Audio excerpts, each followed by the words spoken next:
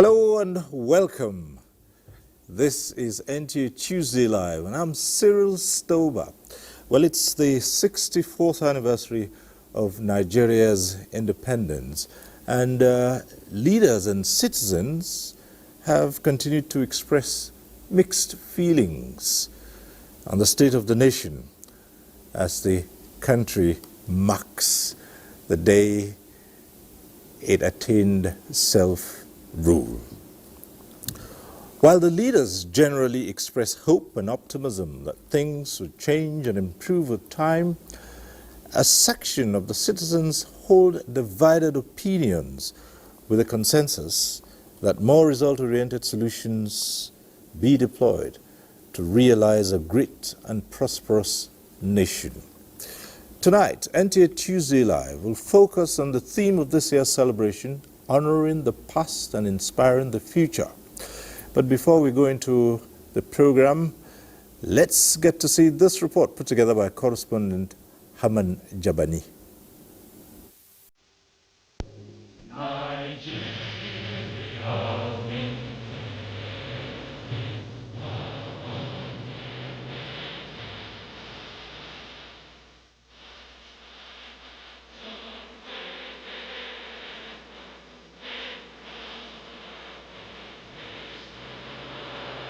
This was what gave birth to Nigeria as an independent nation 64 years ago, and its reintroduction is believed to serve as a powerful invocation of unity, justice, and prosperity that will not only ensure peaceful coexistence, but also proudly stand in service to sovereign motherland. The many decades of Nigeria as a country shows the importance of unity in diversity, reverence for justice and honor, as well as collective hope for a society free from oppressions. Now we do everything in our own way, based on culture and tradition of our people.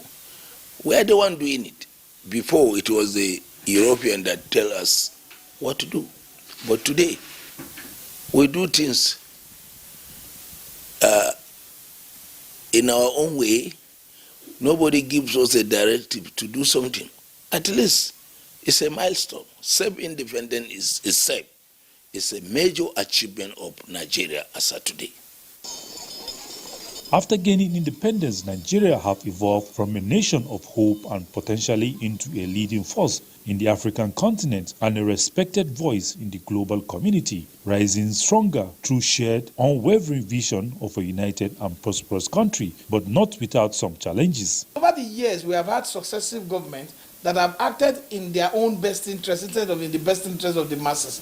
We have a successive government that have not been able to develop a mid-term, long-term, and short-term minimum development plan that could have helped our country to have a stable project on how we will develop our country and make it industrious.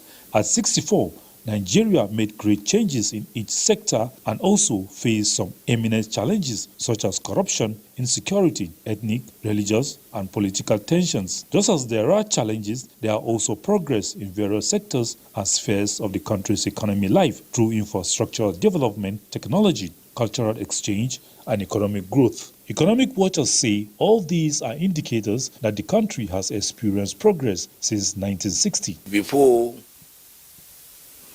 when there was an election, there will be rigmarole, fighting, challenging. Now, politician goes to the court, not to fight, not to commit trouble within the society. The court is always the final arbiter. We have progressed in the area of trying to know ourselves, trying to love ourselves, because Nigerians love themselves. If you go to overseas and you meet a Nigerian man, whether you are Igbo, Igala, or Idoma, and you meet you meet a Nigerian man in London, you see the kind of love that will be shown. And for us as a people, we have really, live in a communal sense of understanding that we are our brother's keeper. To solidify these gains, the President Tinubu administration came up with transformative policies and reforms aimed at correcting the missteps of the past and repositioning Nigeria as an economic superpower. These reforms include local government autonomy, foreign investment, and removal of petroleum subsidy, which paved way for Nigeria's transition to compress natural gas, reforms of the tax system, stabilizing foreign exchange regime, and diversifying government revenue, as well as Nigeria's education loan fund, and many more.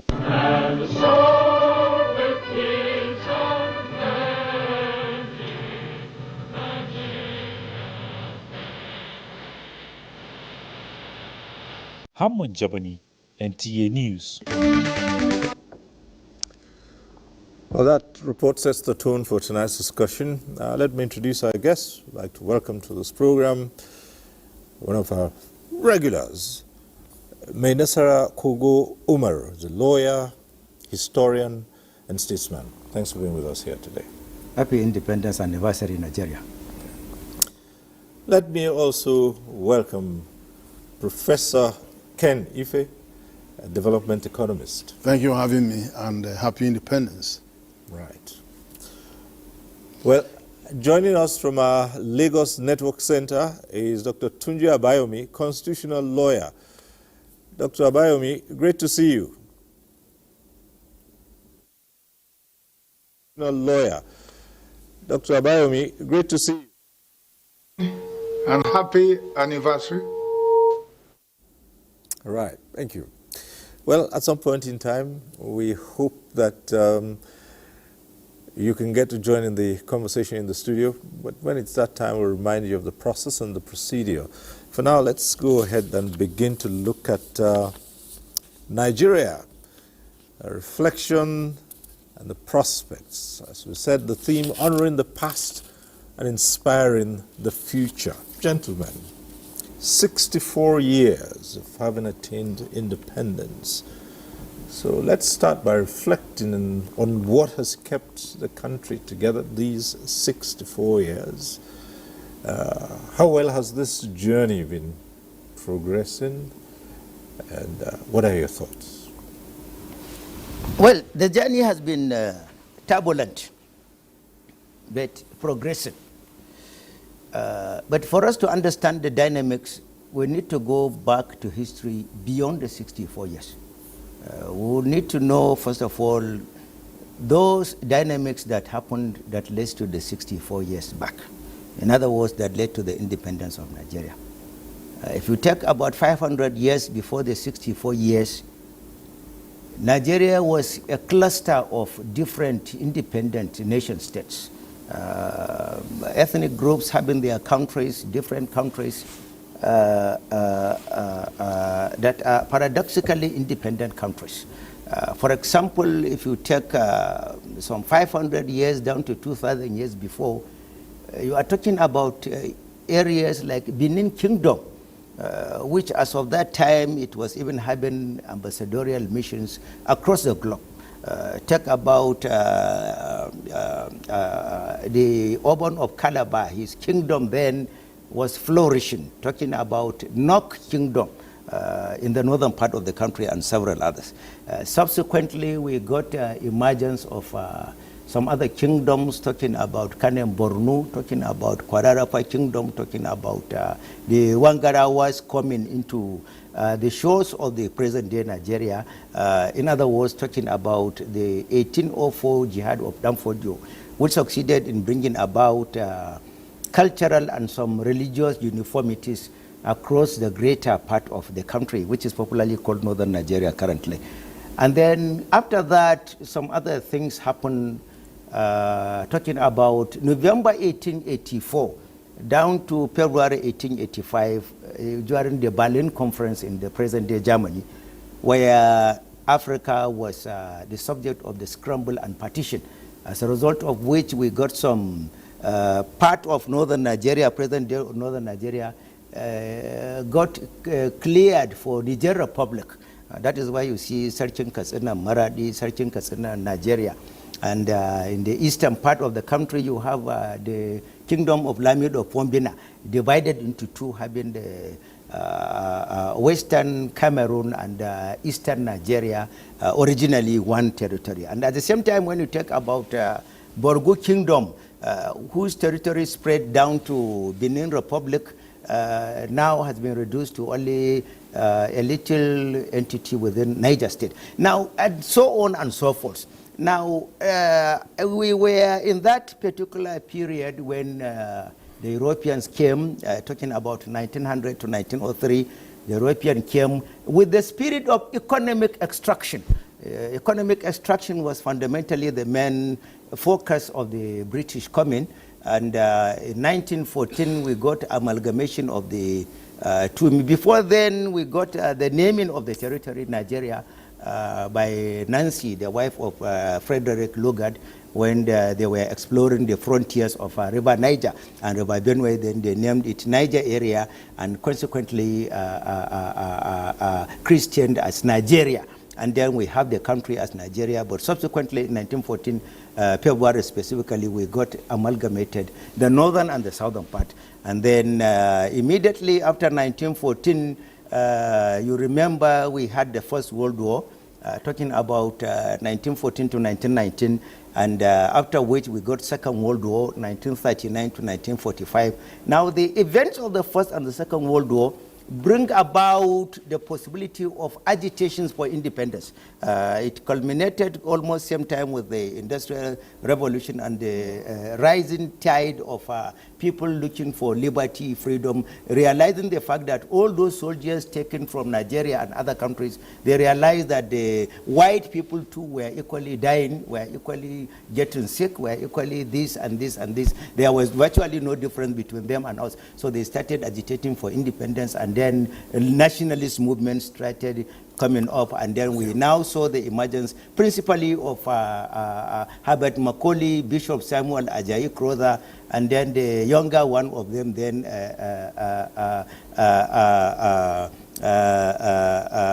I can't remember his name, but eventually they succeeded in nursing the frontline nationalist. I'm talking about Saadu Zungur, sorry, I remember his name. Now, these people succeeded in becoming those to groom Dr. Nnamdi Azikiwe, Dr. Obafemi Awolowo, Haji Amadou Bello, talking about Joseph Terka, talking about Samuel Ladeke Akintola, and so many other people. They now succeeded in making agitations, principally popularized by Zik through his West African pilot.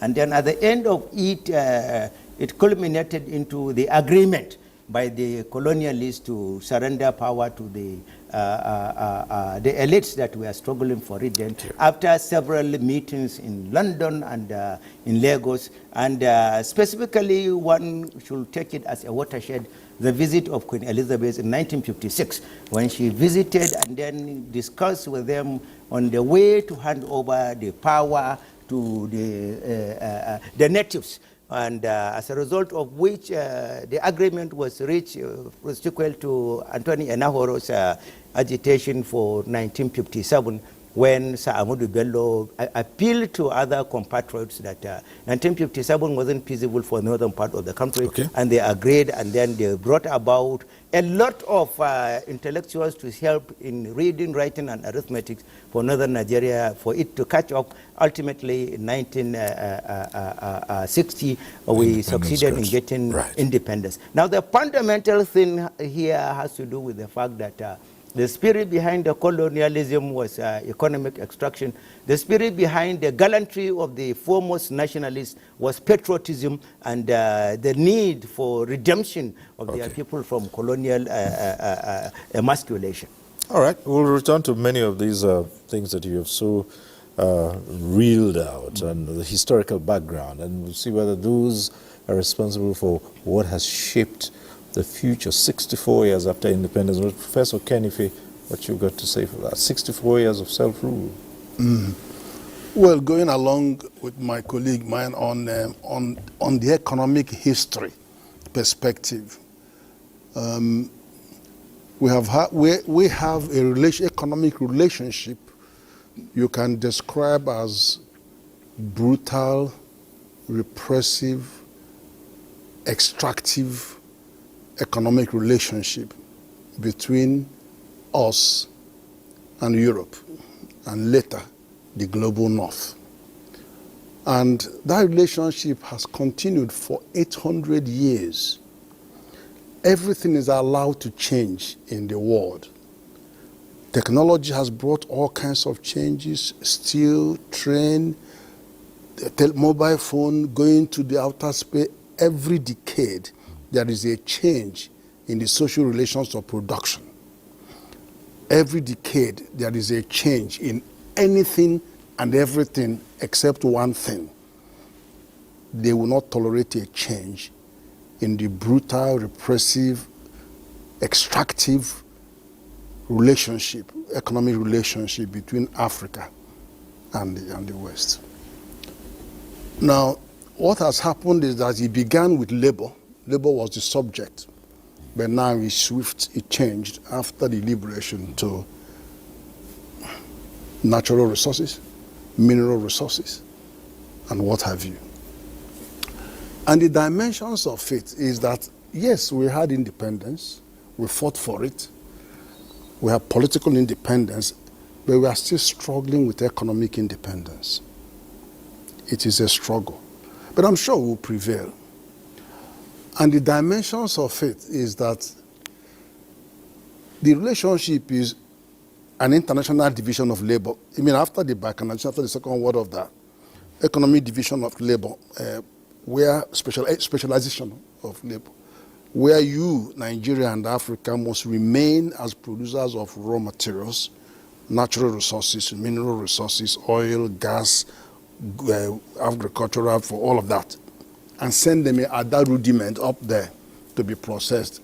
And your economy is conditioned to simply accept that which has been processed.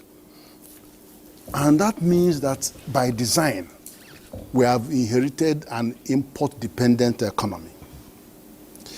You see, the challenge of having an import-dependent economy was exacerbated, in the case of Nigeria, is even exacerbated by the fact that we have a monocultural economy. So it's not just, all of that. That's only one single item that accounts for 90% of our export revenue. And that is 79% crude and 11% gas, crude oil. The other 10% is neither here nor there. So the combination of those two, being import dependent and being dependent on a monocultural one, means that any form of global headwind will affect our country. It means that we will continue to be subjected to stagflation, not inflation, because it's a far more complex type of inflation. It means that your economic development agenda, your fiscal policy, your monetary policy, your trade policy, your investment policy, name it, is subjected to all that turbulence that comes with the fact that you have no control, no economic control of that economy. And then what it means is this: where you have COVID, it will affect you. If you have American subprime prices of 2008, it affects you.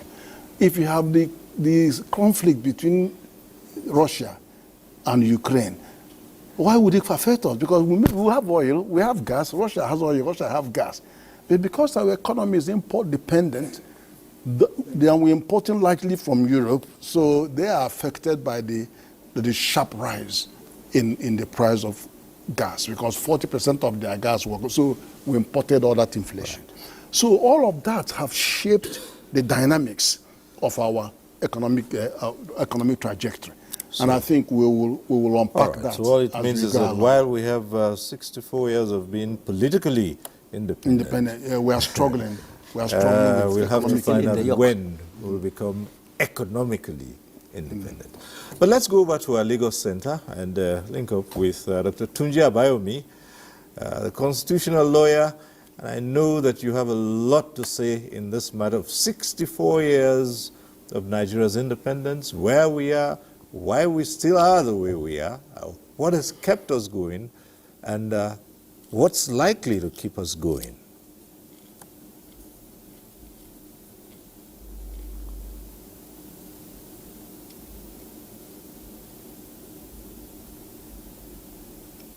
Thank you so much. The topic is actually very significant, honoring the past and inspiring the future.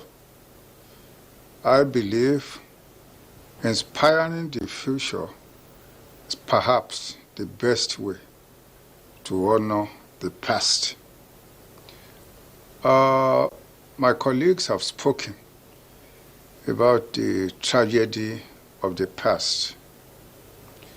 There is no doubt that Africa suffered greatly. You begin with human trade. I have argued in another setting in New York that there's really nothing like slave trade. There's human trade. They were not slaves. When the world was trading in Africans, they were human beings. But they had to be tagged slaves in order for the West to deal with a sense of guilt. Because if they are human beings, how is it that a civilized nation or society, the Western civilization, will commit such cruelty to other human beings, taking over 11 million Africans out of Africa for harsh labor, when the development of nations depended on the labor force? Then after that, we had colonialism. But my issue is, when you go through these experiences, you would expect that the leaders will go through a period of deep thinking and reflection in order to inspire the future that was handed to them in 1960. Unfortunately, instead of deep reflection, focusing on the future and inspiring the future, they allowed the future of the nation to disappear in a way that is led to what I would call a revolution of rising frustration among the people. You can speak of many issues. I will speak also about the legal journey of this nation. So we are called to Lancaster, and the colonialists gave us a constitution. You will expect that after independence, the people, the leaders, should have insisted on a constitution of the people, by the people, and for the people. Where there was confusion, so military came on and made the situation considerably worse, took over everything, and gave us harshness that eventually led to the loss of freedom, liberty, even intellectual reflection. Well, you will also think that when the politicians took over post-military rule, they would think of a government of the people, by the people, and for the people, but they continued. Today, we have neither peace, we have neither good government, we have neither order. The foundation of any nation is based on that document that is called the Constitution. But what do we have today? We have a constitution that told a lie about itself, that said we, the people, gave it to ourselves. We didn't give it to ourselves. A constitution that was forced on us by treasonable felons, by our own law. A constitution that has nothing to do with the approbation of the people. So how do we then inspire the future? How do we honor the past? I think the first thing we need to do, and I have spoken about this again and again, is that we must find Nigerian people and Nigerian state, or refine it. Refine and refined it. Refine and refined Nigerian peoples and Nigerian state. And I believe the place to begin, in my view, is first of all to agree on a constitution of the people, by the people, and for the people. It is not a government that gives a nation a constitution.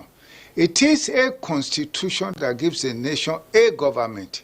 In the case of Nigeria, it was a government that gave us a constitution instead of the other way around. And again, I have emphasized, it is not the content of a constitution that validates it.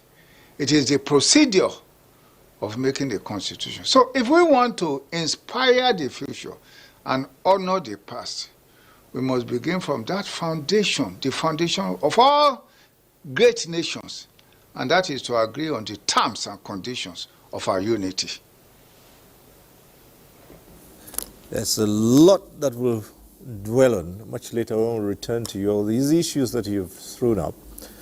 But let me just say at this point that we have been joined by a very senior citizen, and right here in the Abuja studios. Let me welcome to this program General IBM Haruna, former Federal Commissioner for Information, who's joined us here. General. Good evening. Good evening, and thank you for joining us yet again. Yes, thank you. I'm sure that we all would be looking forward to hear from you again. The state of this country, 64 years after, attaining independence. There are lots of things we know you can share with us, and what has kept us going, and why we are where we are today, and the prospects for the future. So let's hear your opening comments on 64 years of Nigeria's independence. How far so far? Well, I think the first thing I'd like to note is my privilege to be given the opportunity amongst over 200 million Nigerians to be able to compliment the people and the country for having persevered, stick to it, and prospect for a better future for 64 years. I don't think we will find a perfect condition, but have subsisted for 64 years, 25 latest years as uninterrupted democracy gives us hope that we will still engineer architecture, argue, prosper, and apply our intelligence to preserve what we've got, to improve upon it, and to make the future better for those who will succeed our generations. So I say congratulations, Nigeria. God on our side, intellect on our side, and reasonableness will see us prosper and correct the wrongs we have so far recognized in our existence. Thank you for the opportunity. Congratulations, Nigeria 64. All right, we'll come back to you as we take on some of the issues. But we also, in addition to the discussion in the studio, have a number of reports on this anniversary of Nigeria's independence. And let's get to see this one from Lagos. Though tribe and tongue may differ, in brotherhood we stand, a popular line in the first stanza of Nigeria's national anthem speaks to national unity and efforts of the nation's founding fathers in forging an alliance which served as a springboard that catapulted Nigeria to vantage points among the Committee of Nations during the First Republic. The success stories of the nation's heroes hinged on patriotism and selfless service is an ideology that still resonates till date and should be imbibed. The promise is how we can truly build a very resilient democracy where all the diversity of our country can find a place and a meaning and help to move Africa ahead. I think that's the greatest promise at 64. Things may be hurting now, But the energy of Nigeria assures us that it is possible beyond every obstacle, that we can always do it. Nigeria's economy relied heavily on agriculture, thereby becoming a leading exporter of cocoa, palm oil, groundnut, and other commodities. This ensured each region focused on its areas of comparative advantage. This model, stakeholders say, is still very imperative. Nigeria, just like other nations, is still work in progress, and respondents believe the hope of arriving at the expected destination is in sight.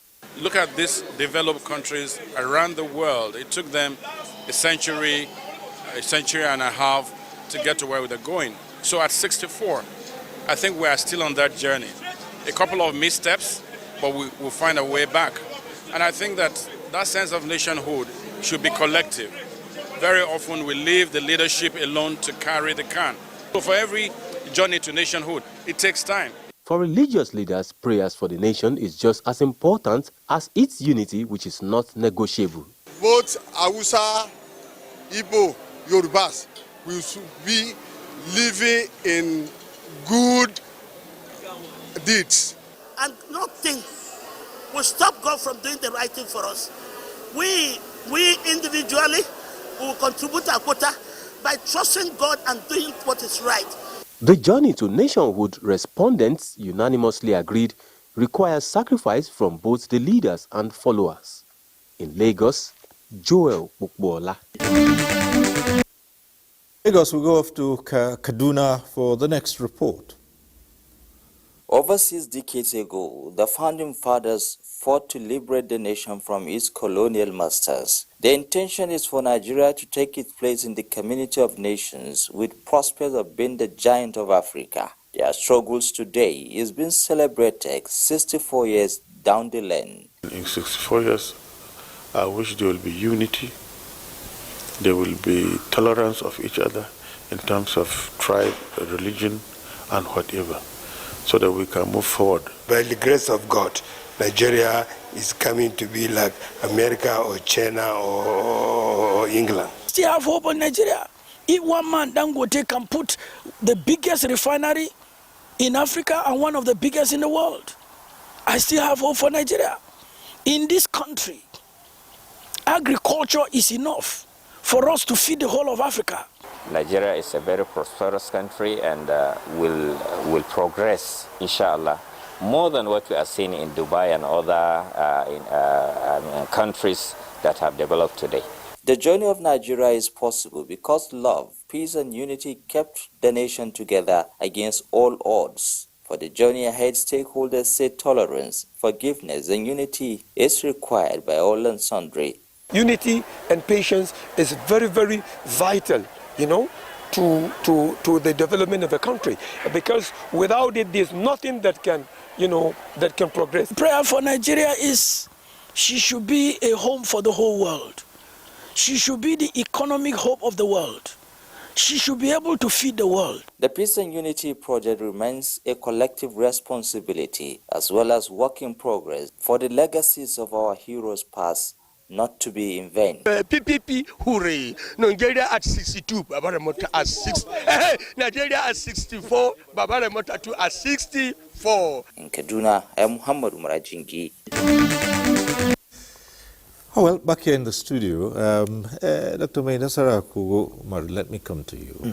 In your opening comments, you did mention that the colonialists were driven by economic considerations, while the nationalists, on the other hand, who negotiated Nigeria's independence, were fired by patriotism.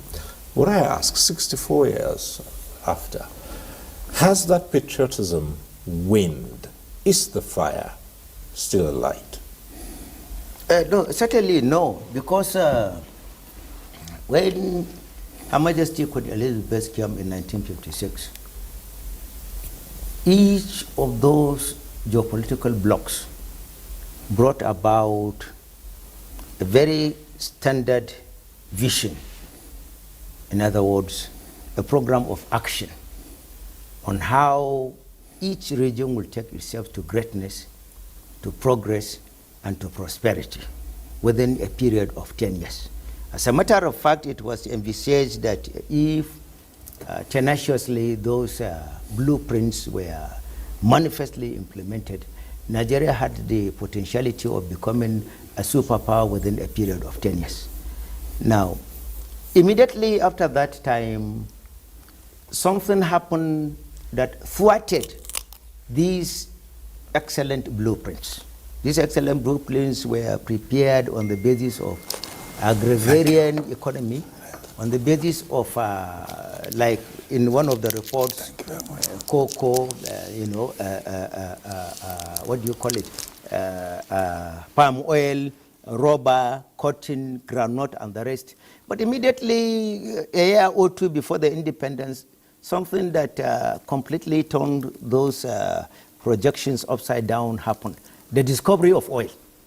Now, oil came and changed the dynamics.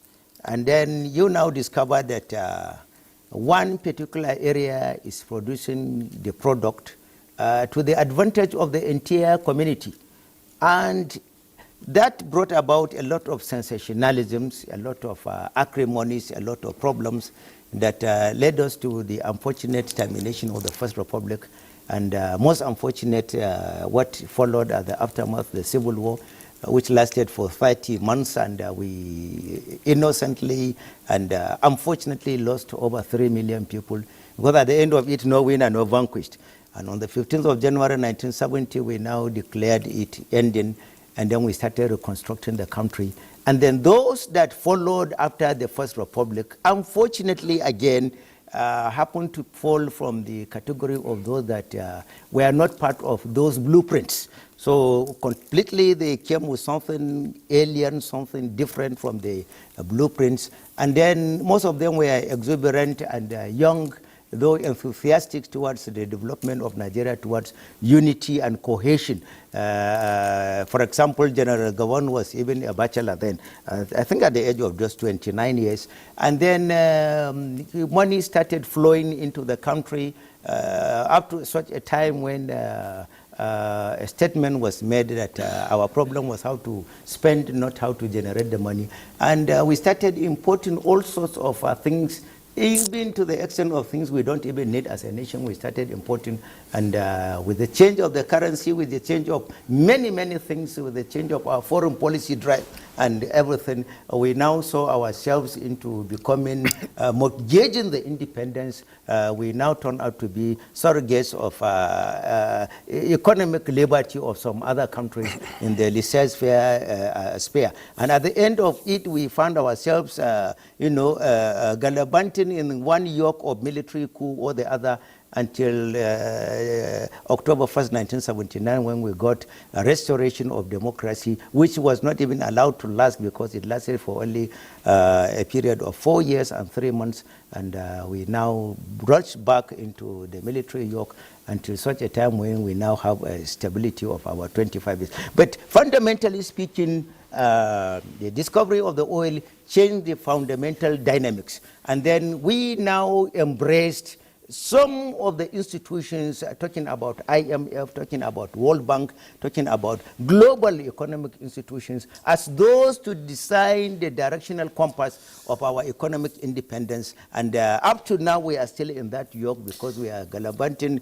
begging for loan, begging for all sorts of assistance wherever we go. And at the end of it, you discover our politicians are equally not helping matters, because they go to Chatham House and other places for them to seek blessings rather than staying within the country of their own nativity in order to design what they should do to redeem the country. So these the reasons why I said the foundational spirit was subsequently changed, and we turn ourselves into slaves of imperialism. All right, Professor Kenife, let me come to you with this, and I'd like you to respond to this feeling that, yes, the nationalists were fired by patriotism.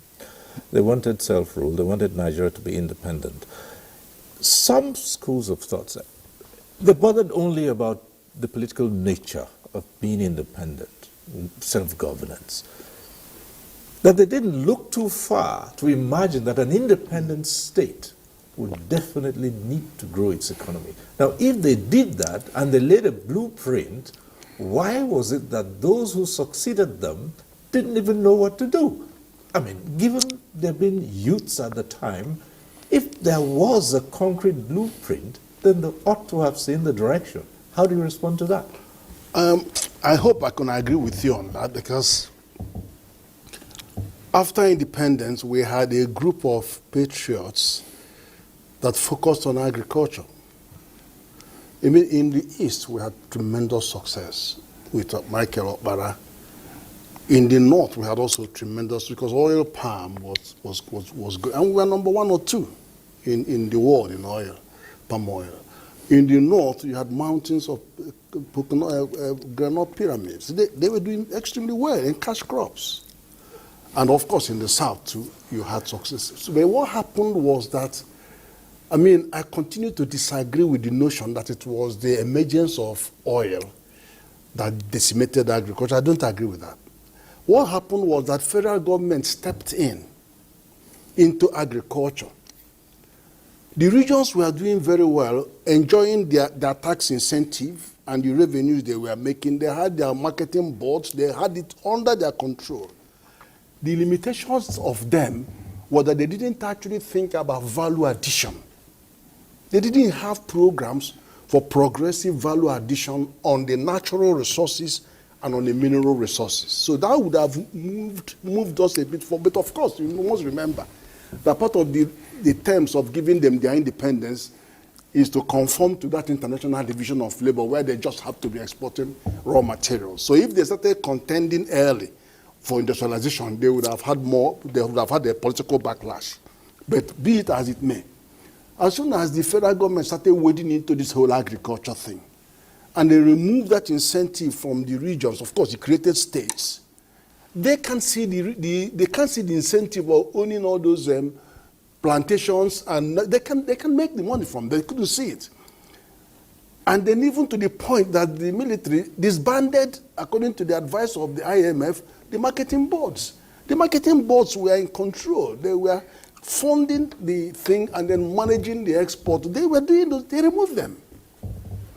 And we have not recovered from that.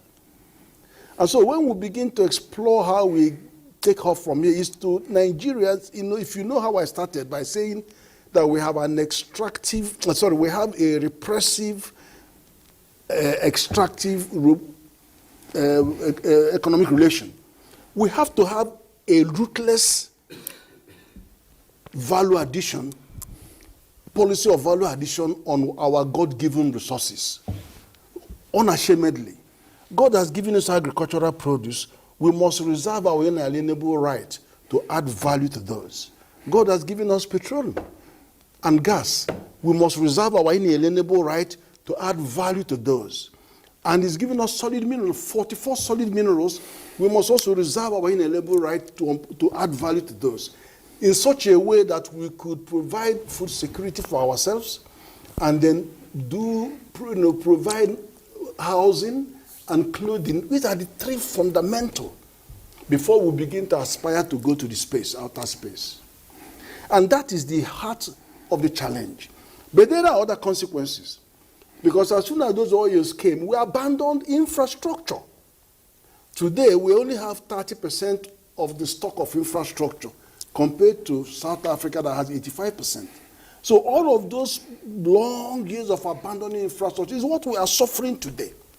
Because every government is saying infrastructure, money is going in there. And they are not being targeted in such a way that you can have a road that leads to the minister's village. But let that road connect production centers and market centers so that they will have economic value. So we are suffering all those consequences. People didn't see the priority of power because they didn't see that industrialization was a necessary way to move forward. So we didn't have power, so why would you think about industrialization? You come to education, they say build schools, build schools.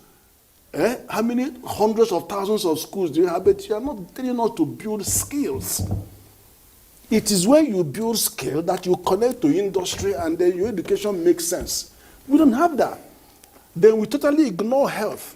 So what you have is, you have the Nigerian Fiscal Responsibility Act provides for you to borrow money. One, for capital expenditure. Two, for human resource development. And human resource development is health, is education, and employment, of course, and self-employment, that's entrepreneurship. Those three, they are completely neglected. Education is only 0.3% of our GDP. Health is just moving up now to 7% of our budget, with the hope that it might come to about 0.5. Just see how neglected they are. AU says not less than 10% of our budget, 10 to 15%, should go to health, should go to education. Before we do, so we are in a complete neglect and disconnect. So we have quite a lot to talk about in terms of where we go from this to the future. Because this is where we now begin to connect this basic policy of providing, making what we consume, and then consuming what we produce. On top of this, you can now begin to look at monetary policy, fiscal policy, trade policy, investment policy, industrialization policy. This will come and sit on top of it. All right. Dr. Tunji Abayomi in Lagos, let me come to you. A lot has happened over the years, and you keep insisting that the people of Nigeria have not sat down to actually decide how they wish to be governed, particularly when it comes to the legal aspect of it. But what I'm saying is, 64 years after independence, are you saying that with all the brilliant people, citizens, who are revered in all fields of endeavor, who still are incapable of coming up with a document that binds or promotes growth? Is it only all about what a constitution says?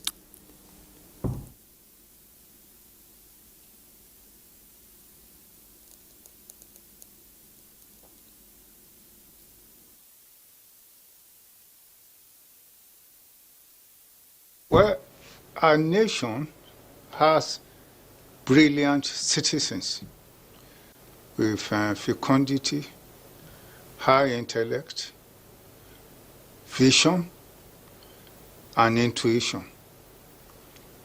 But the development of a nation lies in the heart of brilliant leaders. If you study great nations, the first thing you realize is that leadership matters. And I think this is where this nation suffered a whole lot. From the beginning, after independence, when our people, I repeat, our people, fought for independence, it now became the duty of the leaders to mold their agitation, their hope, their sweat, and their blood and their tears into greatness in service to the same people. But that didn't happen.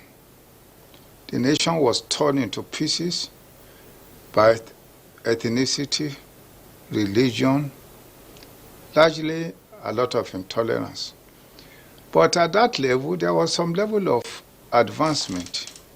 As one of my colleagues said, there was some level of growth that was taking place. Maybe not entirely in an orderly manner, but there was growth. But the political leadership became a problem, an albatross. And that is why the military struck. After all, if the center could hold, the military would not have come into power. It wasn't their business. But in coming into power, obviously the military made things even considerably worse for our people. For me, I went to jail 3 times in the struggle against the military one for 1 year. And I took this decision when in Agege I saw a soldier whipping with horsetail a woman mercilessly. I felt, my gosh, this is too much. And that's how I began my participation in the struggle for democracy that led me to 3 detentions, one for 1 year, under the military. So yes, there are brilliant people And if you look at the world, you should see the performance of Nigerians, you know that this nation is endowed by the character of its citizens.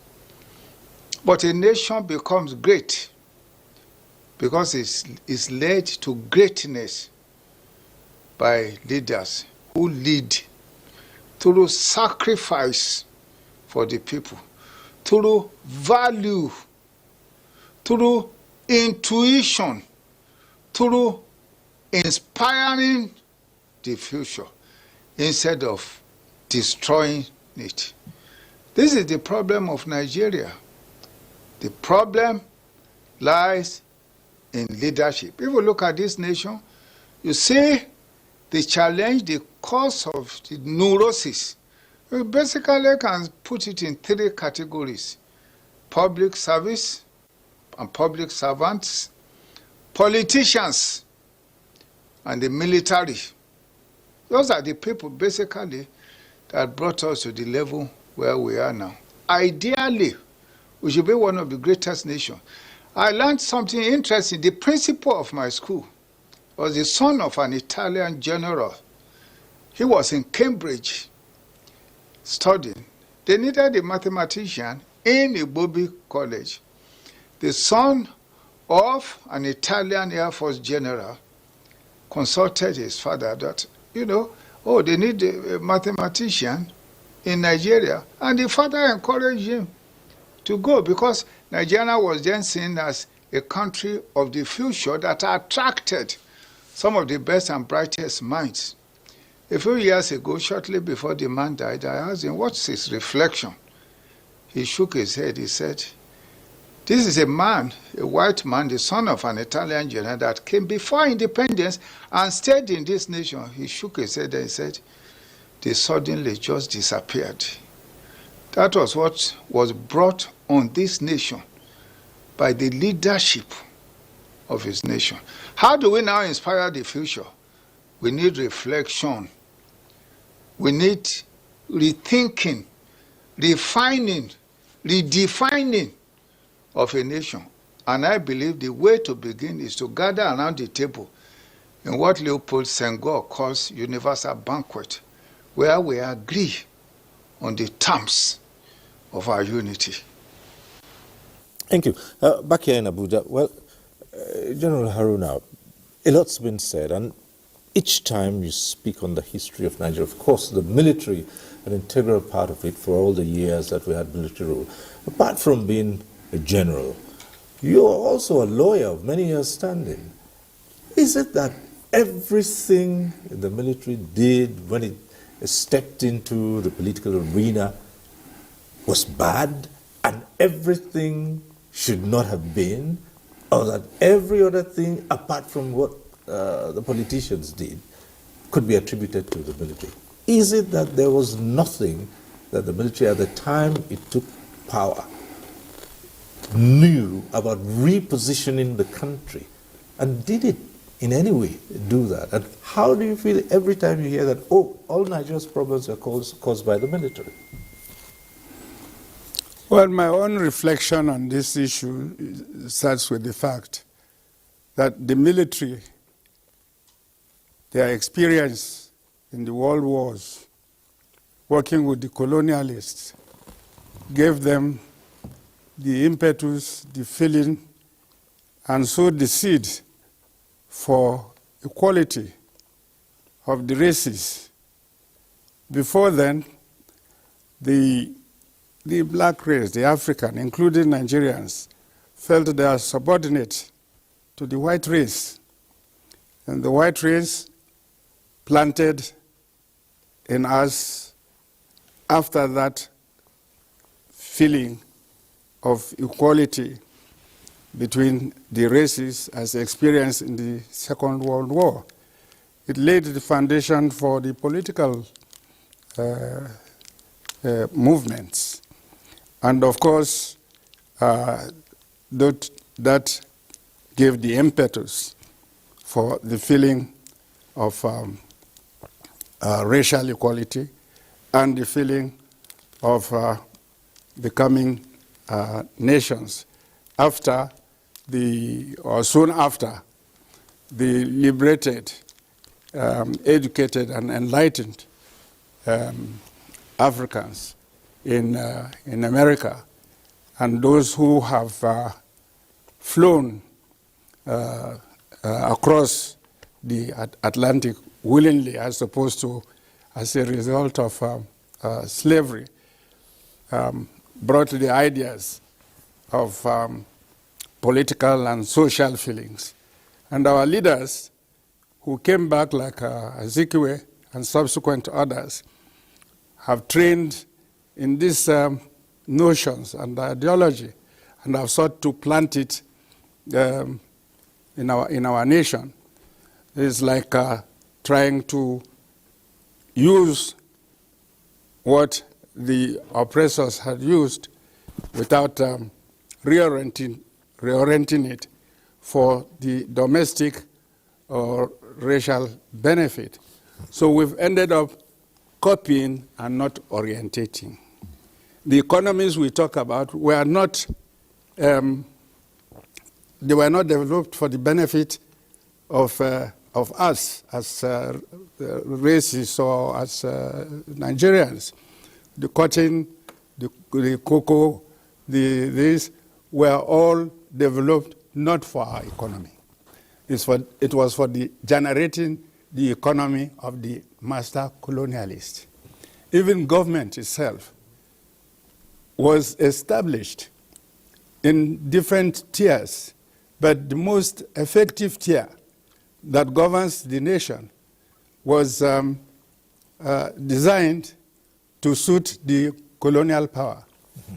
And subsequently, the leadership of the country that took it over did not see it right or proper to initiate fundamental social and economic changes. They build on the traditional existence that was not mature or was not really developed. They built on it on the basis of indirect governance or indirect system of governance. The economy was built also not for the purposes of the indigenous economic and social system. They were built for the purposes of the master nations, the French, the English, and so on and so forth. It's only in recent times we are beginning to look twice and see what we have done. Is it right? It couldn't have been right because we inherited the marketing boards.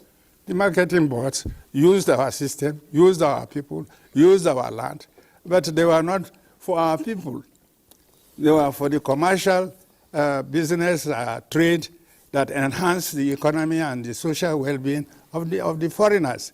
So when we keep hampering about leadership, the issue about leadership really is that the leadership has been developed on the basis of the needs and the objectives of the master race who have planted their system to work for them.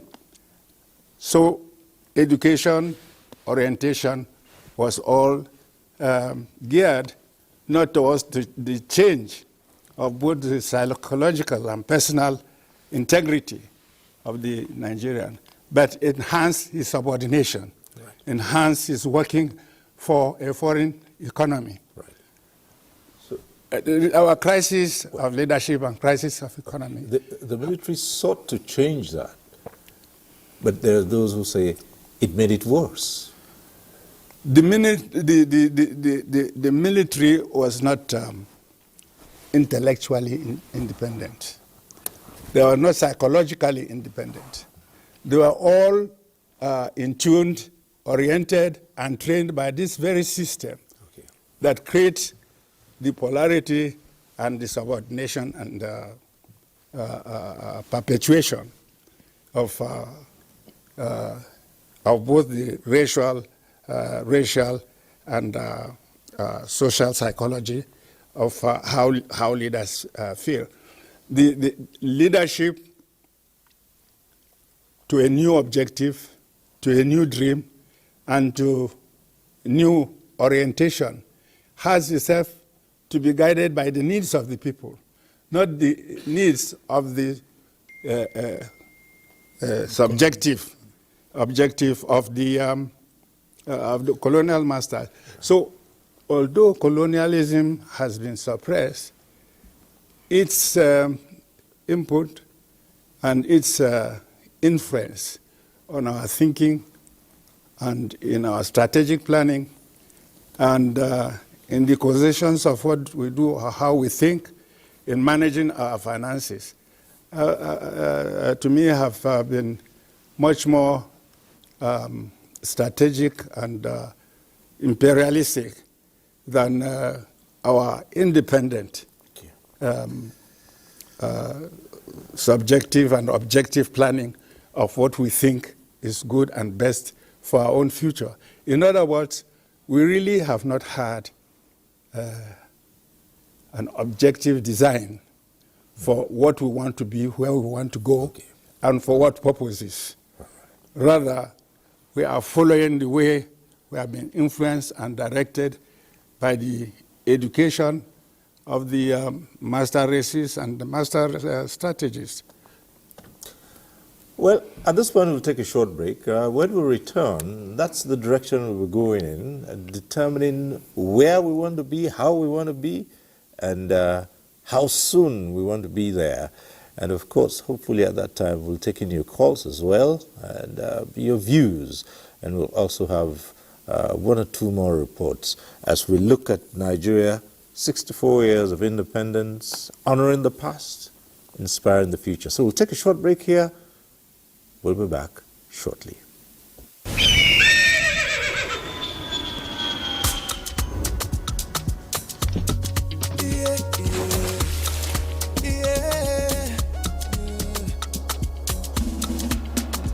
From the Atlantic across the savannah to the Sahara, we rise, a land of the free, we know they tire. We dream great, our spirit is undying. Resilient, rooted like palm tree, we sway in colors, we turn dark into light, we make solutions, we ignite passion, yeah. Ethnicity is unique, we are more than just a nation. We are Nigeria, strengthening unity, we know they carry life. We are Nigeria, together live the dream of a land with great destiny. We are Nigeria. I am the real Nigerian. Brought to you by the National Orientation Agency, NOA.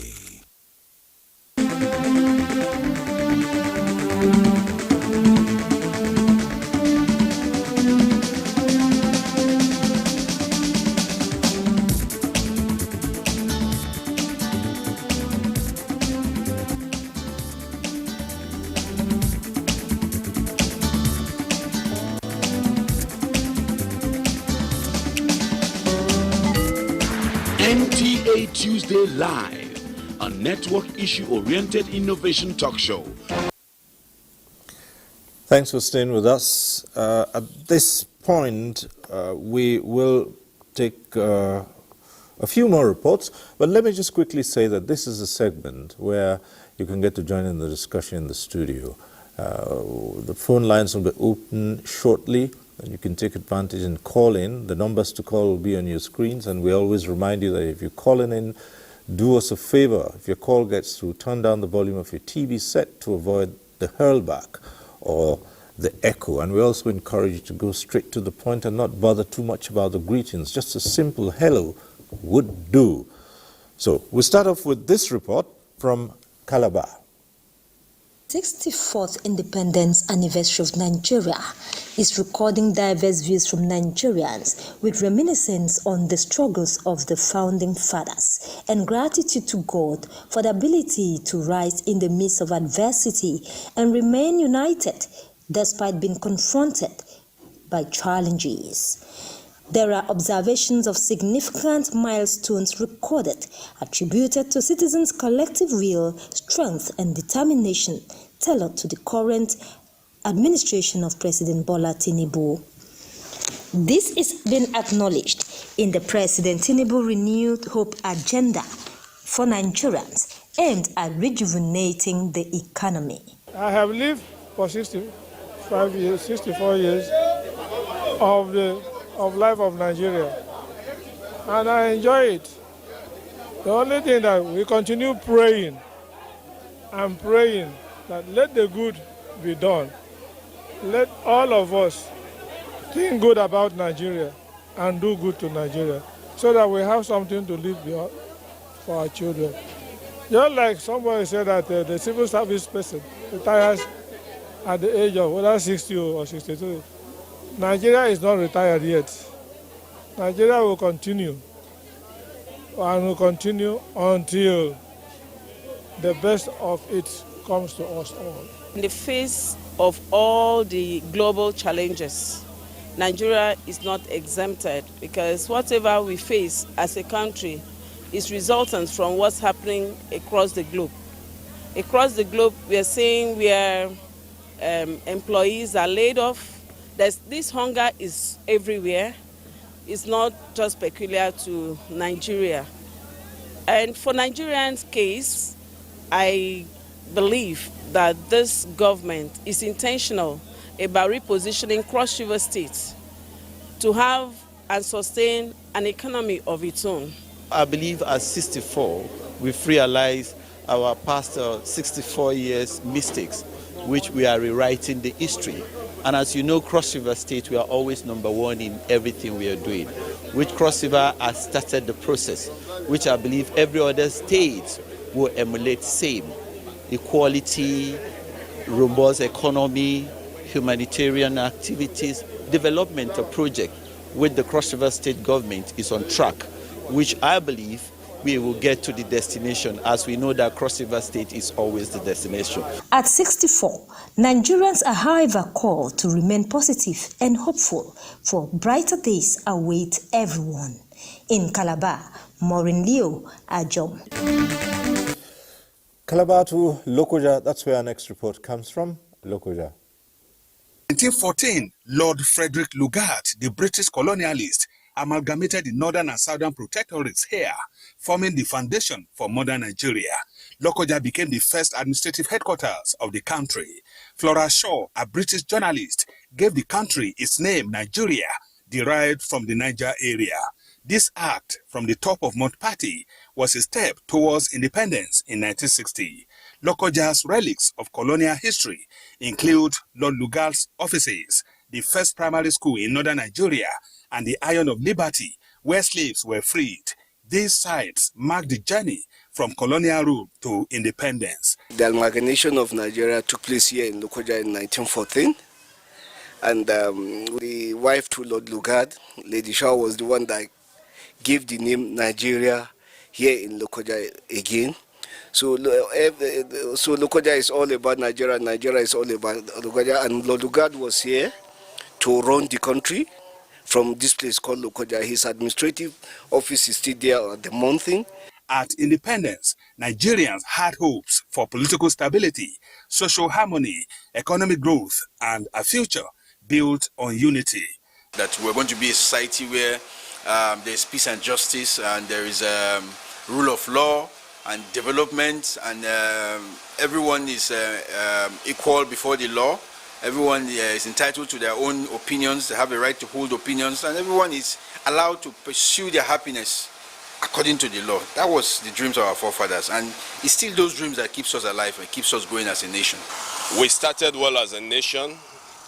When we gained independence, it was full of excitement. The development in the first 22 years was quite appreciative. The second 22 years, a mixture of feeling of military intervention that really didn't allow Nigerians to really get the benefit of leadership.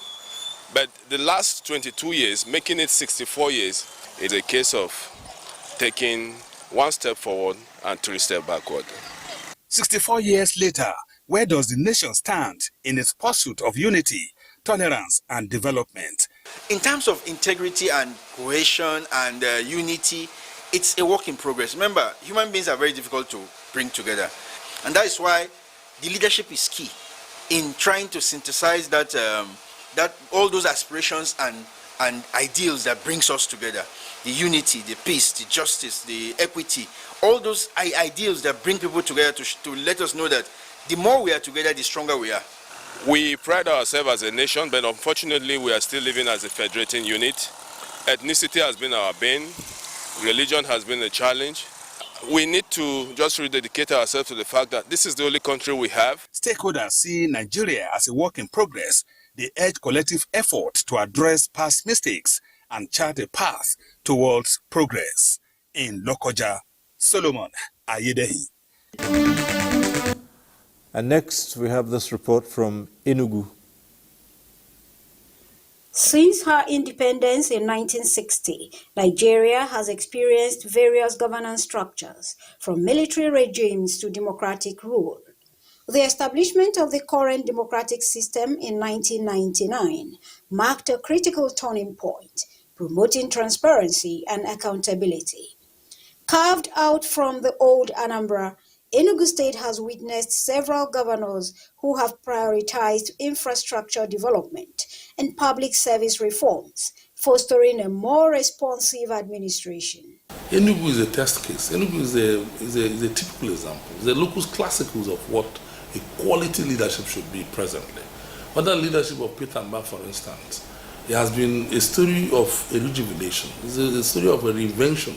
It's been a story of rebirth and renaissance. Tomorrow Kinamani laid the foundation for what is people now growing and developing till today. I think Onamba came and was massively attacking infrastructure development and part of the abandoned projects. In terms of infrastructure, in terms of governance, have a high quality rating in governance measures.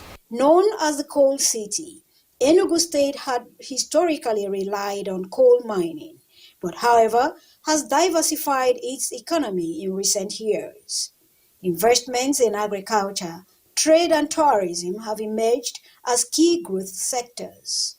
The Enugu State government's initiatives, including the State Economic Development Plan, key players say, aim to attract investment and enhance local entrepreneurship, contributing to overall economic stability in Nigeria. Enugu particularly symbolizes a typical example of that state where there is an evident hope, where there is a justifiable hope, where the government, through detailed and well, planned efforts, are solving the problems of the masses. In terms of human resources, in terms of material resources, in terms of mineral resources that are in terms of the space we occupy, and in terms of what we can do as entrepreneurs and people who can work hard. So he now had a vision, and that vision he marks with action. Generally, Enugu State has experienced relative stability, largely due to its political landscape, which emphasizes collaboration among various stakeholders. Despite the progress, there are challenges of insecurity, infrastructure gaps, limited industrialization, among others. As Nigeria marks her 64th independence anniversary, Enugu State exemplifies the potential for progress through effective governance, economic diversification, and political unity. In Enugu, Susan Eze. Right, we're back here in the studio, and this is the time we begin to look into the future, projecting how to determine where Nigeria goes to next. 64 years, yes, a lot has happened, but then you look at it today, and the leadership today says, look, we are committed to finding sustainable solutions to all the crises that the country has been through. But what are the fundamentals here that should take Nigeria out? Blaming what has happened in the past? Yes, they say, okay, the military came in and people were not happy about that. But you've had 25 years now, the military hasn't been there. But you still have this back and forth, even among the so-called Democrats. So which is the way forward? Yes, the first thing is the admittance of the fact that things are not as we expect them to be. That is the first thing, that is the good thing. And then secondly, we should appreciate the fact that greater of the problems have to do with the abandonment of the foundational political system. The parliamentary system that we inherited, we abandoned it and then we rushed in taking this contractocratic type of capitalist, expensive political system practiced by United States. We now decided to bring it on board, which has a lot of differences with our peculiar cultural and developmental realities. For example, this political system, times again and again we said, is really too expensive for our nascent economy.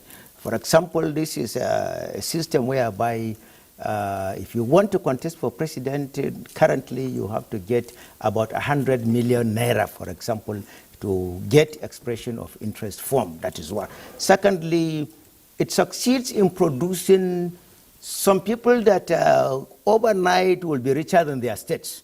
And the bureaucratic mechanism is such that it gives them surreptitious protection in such a way that somebody will come with his luggage, staying in the backyard of Professor Ken Ife's house, for example. Give him after 4 years, he will become one of the prestigious owners of choice estates in Asokoro, Mitama, Oleki Peninsula. And at the same time, somebody will come to Abuja in taxi. If the political system favors him, he will be a prestigious owner of some private jets after some years. And apart from that, this is a system whereby we keep borrowing, hundreds of billions or trillions of naira will be borrowed, and at the end of it, it will get evaporated within the political sphere without seeing it translated into serious, concrete developmental entrenchment of what is desired. We have an educational system that is only good in producing certificates, meal tickets, I call them, rather than producing entrepreneurship, producing people that will be able to use their skills to advance the nation towards its desired developmental projection area.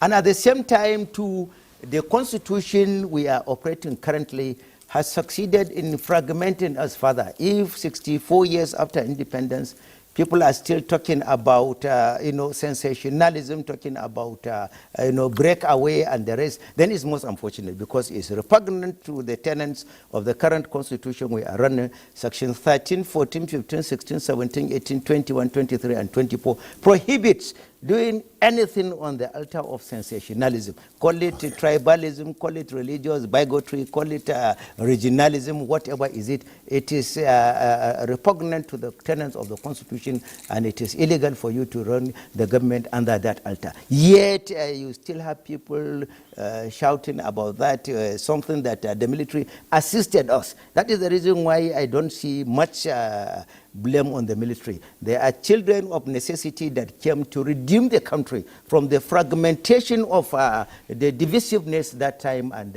instilling discipline, patriotism, and the spirit of togetherness and cohesion then. They succeeded in uniting us. They succeeded in entrenching a lot of infrastructural developments across the length and breadth of the country. So we have to really appreciate the fact that it is the patriotism and their realization of the fact that democracy is the best system that made them to even stay away and allow us to enjoy the freedom of democracy and liberty for a period of 25 years so far. Right. We have calls coming through already. I believe we have Mohammed calling in from Abuja. Is he still there? In Nigeria. Good evening, Nigeria. Good evening, go ahead. Honoring the past, inspiring the future. Right. It's a very important topic, specifically. But before I go further, I want to say a few words, particularly with the distinguished personalities assembled.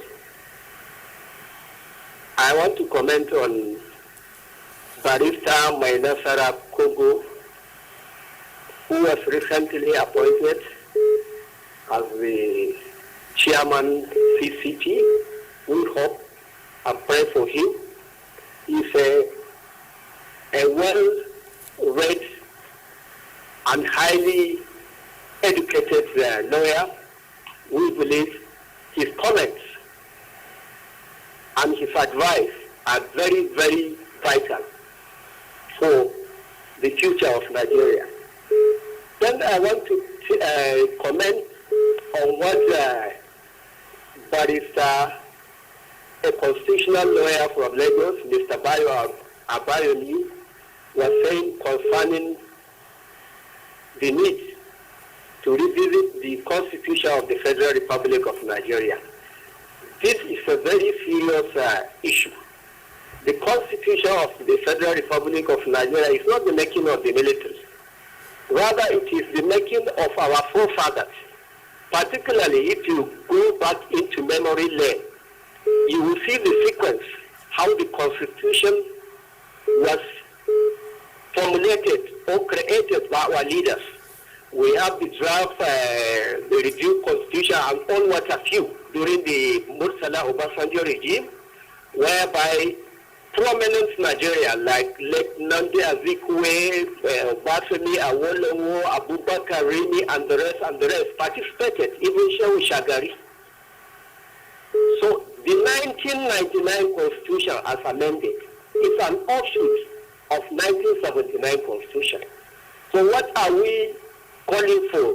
The revisit, or rather that the Constitution is not the making of Nigerians. So I want the renowned constitutional lawyer, Mr. Bayo, to look at it, because calling for a change in the Constitution or a replacement of that Constitution, I think is a felony. Thank you very much. All right. Thank you, Mohammed from Abuja. Well, we'll, at some point, Dr. Abayomi, Tunji Abayomi, will respond to that. But let's push this further, Professor Ken Ife. And 64 years, you say we're still struggling to get economic independence. But there are rays of hopes. Right. And there are green shoots. Right. But these are very tough times. No, in the macroeconomic space. Granted that we have recognized that we need to move decisively on value addition to push our industrialization scheme, we are beginning to see some serious effort and convergence.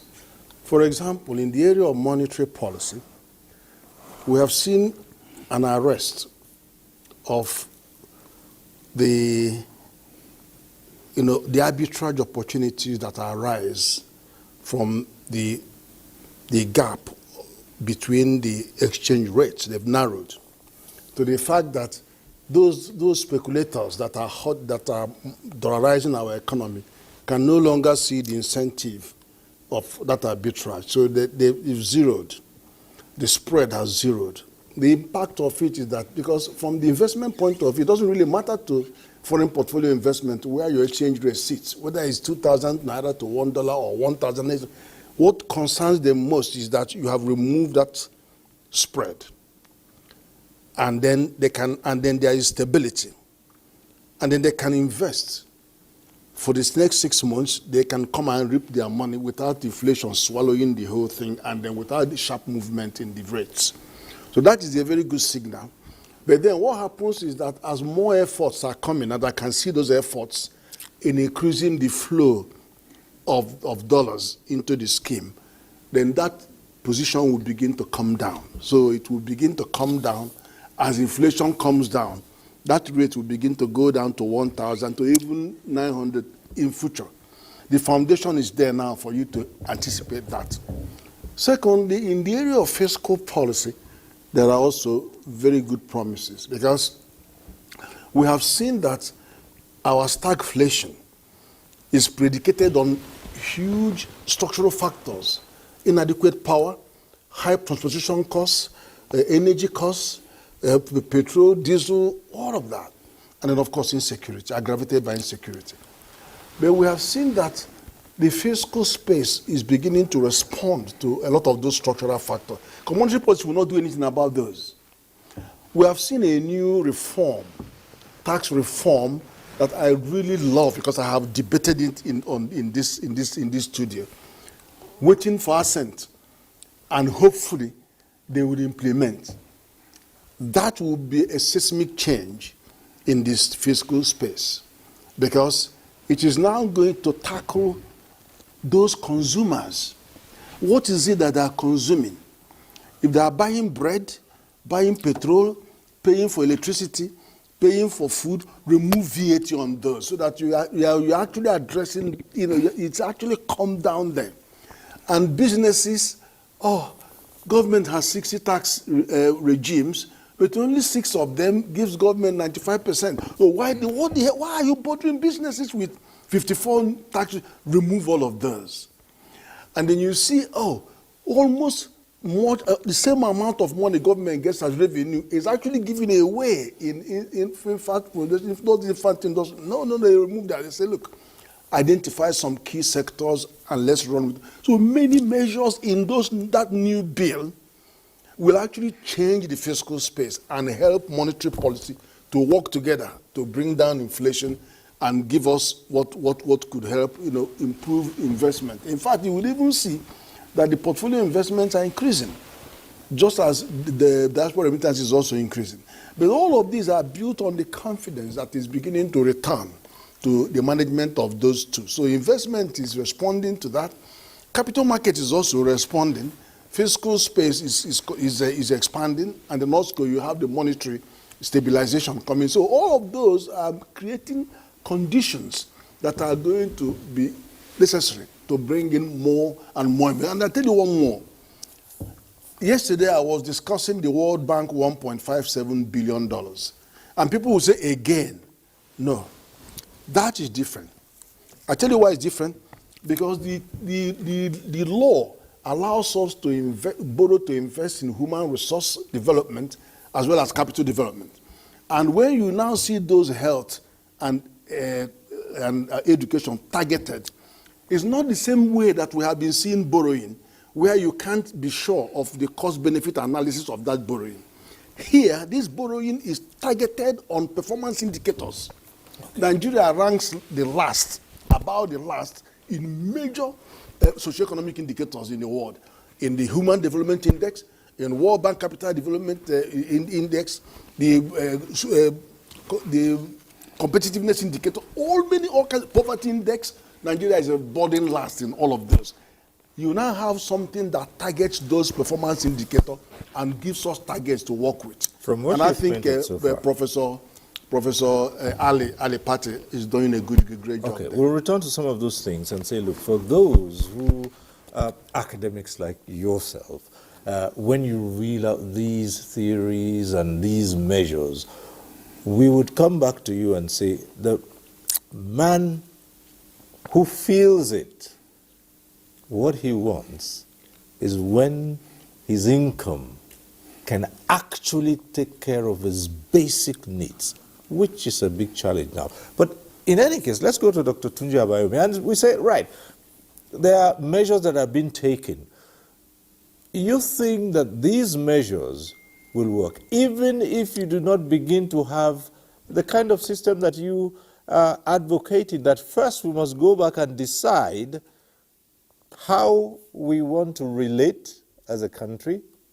You've also always recommended a constitution, a new constitution.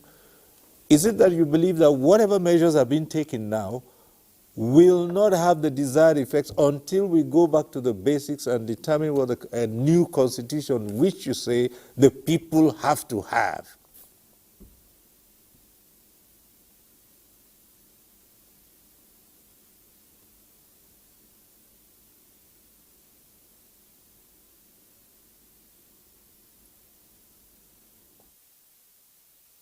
The measures will have effect. Some of the measures that have been taken are actually commendable, because the reality of the matter is that for a very long time we were living a lie as a nation, pretending that things are okay, when in fact things were actually not okay.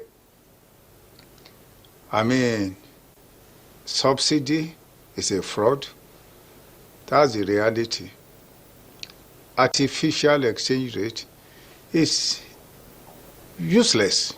It doesn't help any nation. So the decision of the government to confront these difficult areas shows some level of bold leadership which this nation needs.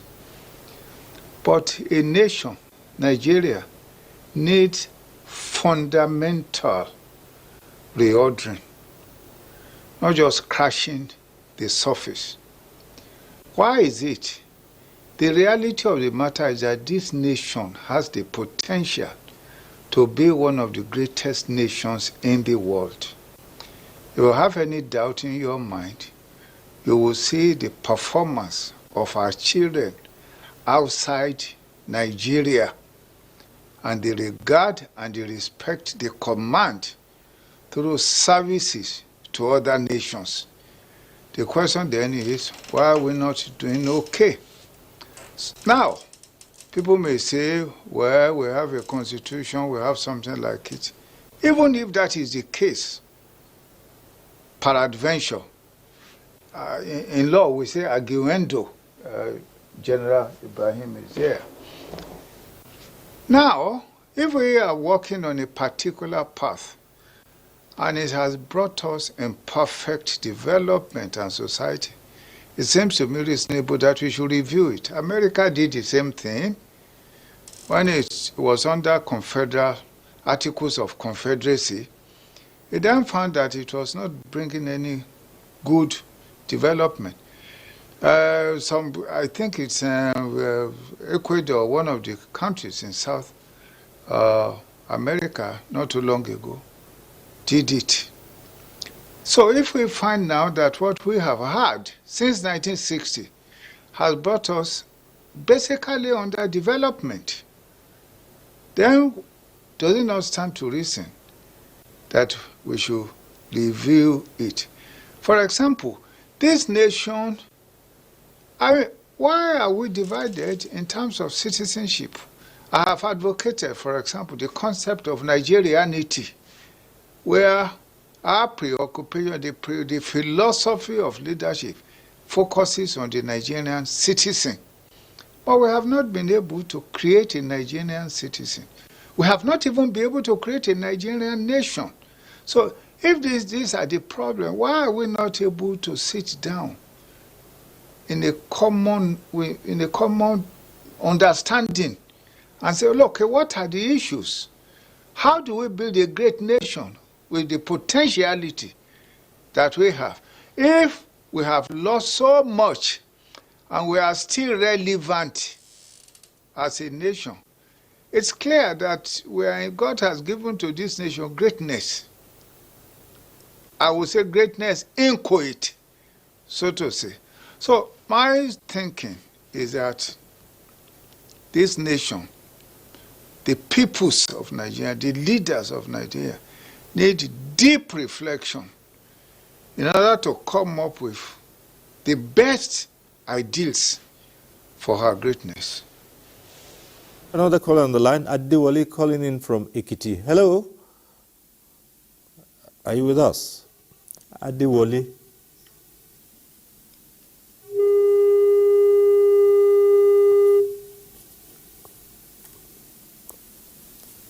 Adewale from Ekiti. All right, well, we'll just move on. Well, General, let's come to you. We're looking at what the country needs to do to reignite the patriotism that drove the nationalists to demand self-rule. Almost all comments we've heard had to do with leadership. So what does Nigeria need to do to bring about and sustain that kind of leadership that will turn things around? What Nigeria needs to do has to do not just with the leadership, but also with the followership and the upbringing. I think we have fundamentally only one problem. You wrap them up under corruption, but in reality it's fraud, stealing, smartness, indiscipline. I think our problem will be solved if you stop those people who steal banks' money, connive and hide it, and in the end they become the largest debtors, and you take their debt, you warehouse it in Amcon and so on, and other means, particularly not proceeding with criminal proceedings over such people because of perhaps their position in society and their validation of getting rich by any means and getting to the top. I think basically our cancer is lack of definitive and decisive decision on what brings morality and honesty to the society. If we can kill that, we can find the citizens as well as the leaders effectively saying no to corruption and ensuring that rewards are given to people quite rightly according to their merit. Okay. Our problem will be solved. Okay. Our problem now is really, to me, is very simple. People steal, they defraud, they connive at everything that is wrong, and yet nothing happens. Okay. How can a man be said to hide billions of naira or dollars? There are few Nigerians today, I'm told, they can pay all our debts that we are taking from international institutions because they have had this money, they have had it from Nigeria. It's blood money, it's Nigerians' money. Back to and the yet phones. They are protected. Okay. We have Akasi calling in from Abuja. Hello, you there?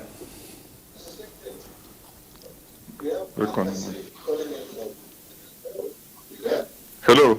Yes, go right ahead, please. Hello. Yes, go ahead, Akasi. We can hear you. Yes. I want to appreciate and thank the guests for how far they've made the submission on this program this morning. I want to say that as a country we have done well, but we still need to do more. It's not very pleasant to see that the political leadership is still a problem, and the citizens are still having this feeling of being heavily brutalized by a few privileged persons who are occupying the seat of power presently as we speak. And I want to submit, sir, that any leadership that do not demonstrate a deliberate sacrifice is no leadership at all. And I want to say that moving forward, we want to see our leadership anchoring those sacrifices that they demand from us, the citizens. Thank you, sir. Right, thank you very much. Right.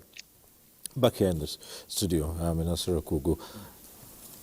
There's also the question of the Constitution, and this has been ongoing for as long as you can remember. Yeah. But then you've also had conferences which were all tailored towards finding that base that Nigerians can all rely on and build on towards the future as a united nation. Okay, but this issue comes up again and again. What are your thoughts on that? Yes, a lot has been said about 1999 Constitution. But to me personally, it's the most cogent pedestal upon which Nigeria's progression rests. The only problem has to do with the fact that there is difference between the import of the Constitution and the ability of the leadership to implement what is in the Constitution. That is the fundamental problem we have. This Constitution, if you remember very well, before it was handed over to us in 1999, there was Constitutional Conference. Experts from diverse backgrounds were assembled, including the lawyers' body, the Nigerian Bar Association, including body of judges, including traditional rulers, including ethnic nationalities.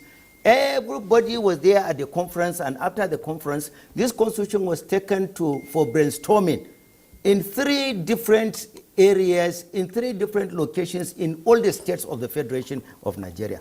And at the end of it, we now subjected it to the elder statesmen, former presidents, former heads of states, former chief justices of Nigeria, former this, former this, former this. They deliberated, they brought about something they believed was in the best interest of the then about to start democratic nation of Nigeria in 1999.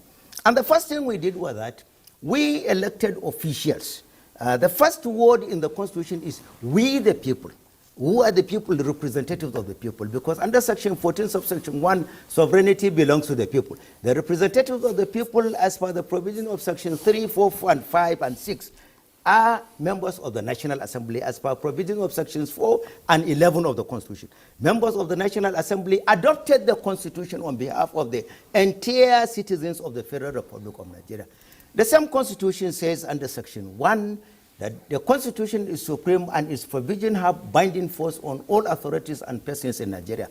And it made fundamental provisions that are necessary to solve the problems and the desires of Nigeria. For example, Section 33 to 44 talks about fundamental rights of the citizens. Right to personal liberty, right to freedom of, right to human, everything you need about fundamental rights is there.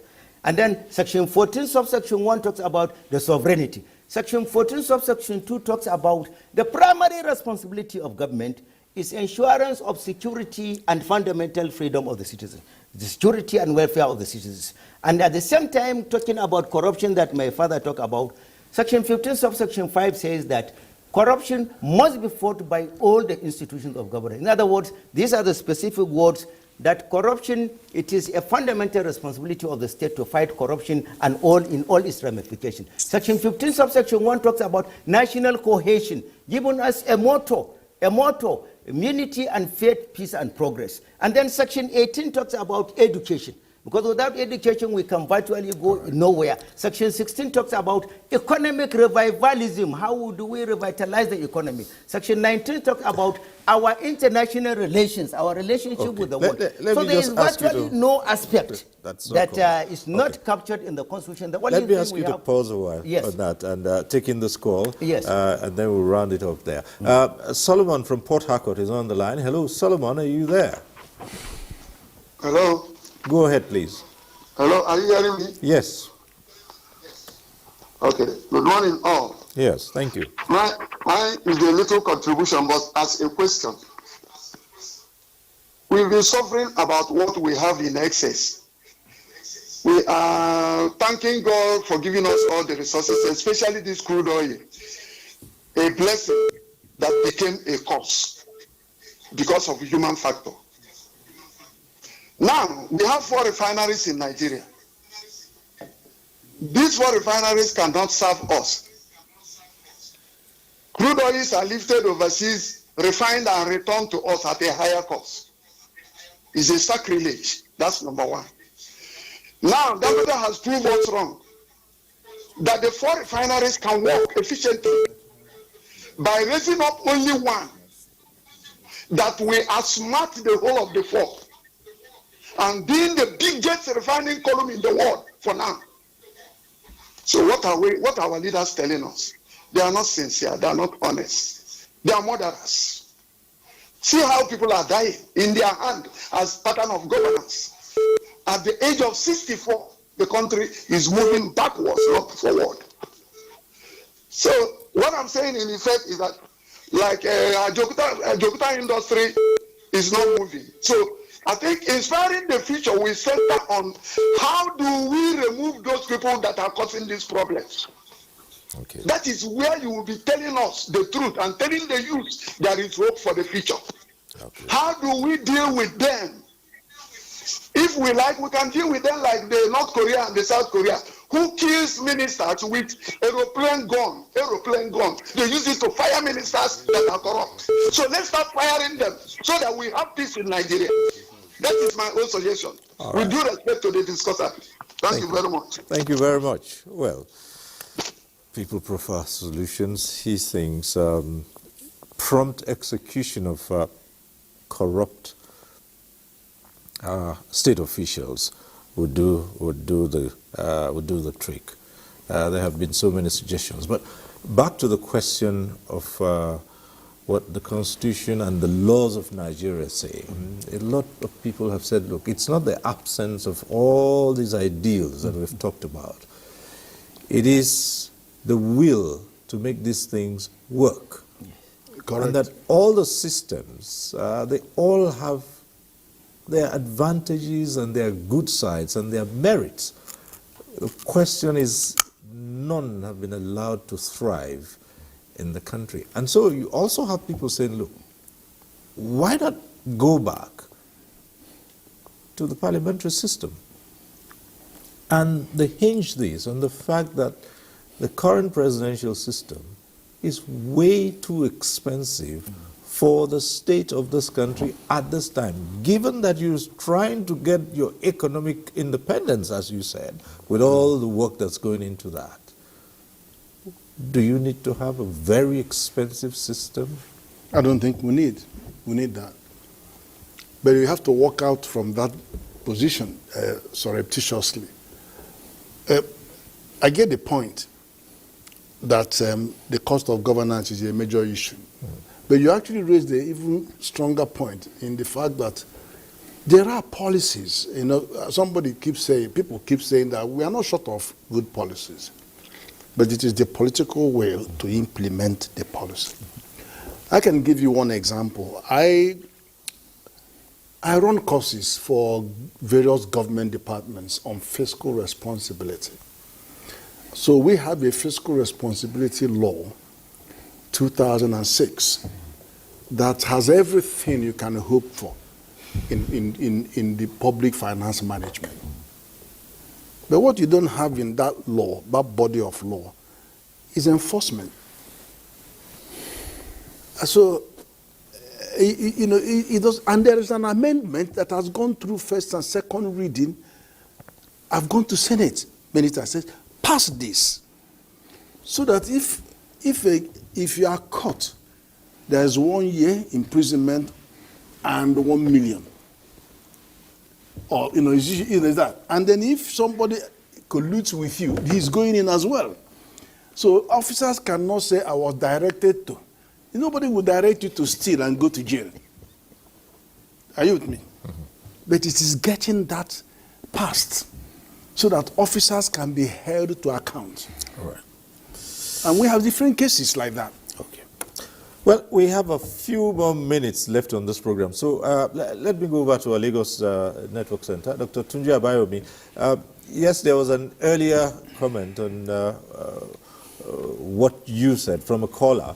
I thought it would be just fair for you to be able to respond to that. And as soon as you do, would also be asking that you make your closing comments, since we've just got a few more minutes left on this program. And those would be on how to forge this unity that will promote growth and development of the nation, which everyone agrees was what those patriots or those nationalists saw that made them demand self-governance.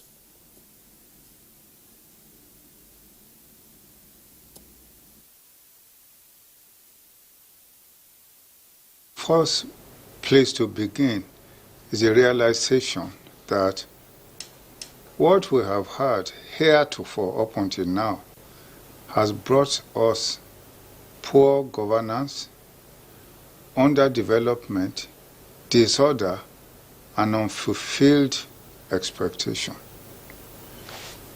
If we realize that, then the next thing is that what do? We can't continue on the same path and expect to get a different result. Now, one of my colleagues spoke about the Constitution has this and has that and has that. He was repeating the contents of the Constitution. If that is sufficient, we don't even need to put anybody together. We can simply just take the Constitution of India and adopt it. One leader might as well just take the Constitution and say it has all these things and then adopt it. Is it constitutional? The point is this: a constitution that talks nonsense, that is brought about by the people properly, is constitutional.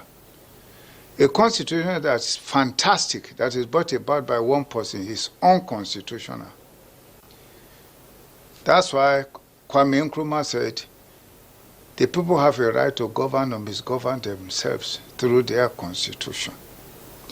Now, the point we are making is that if you look at Nigeria today, you take issue of security. I mean, for God's sake, in my village in Okeagbe, it depends on the structure of police system that is engendered in Abuja, thousands of miles away. And the authority and responsibility depends on that. And you can go into virtually every area. 68 items given to the federal government. You tell me one single thing that the federal government is doing properly in this country from 1960 up until this point. So when we are talking of a constitution, we are not focusing on the content. It is not the content of a constitution that validates it. It's the procedure of making it. Yes, there were brought about, you say people come in and this. The military brought everybody in, and then when he brought everybody in, they created a constitution and submitted it to the military that then decided what it wanted. It removed some of the things that the people put there and put in what the people didn't put there, and so on and so forth. And in any case, most of these constitutions serves the elite. You tell me the participation through the approbation of the people. So if we are going to secure the future and inspire the future, you mark me, I'm 70, I just finished my 74th year on earth. Just yesterday, I started the 75th.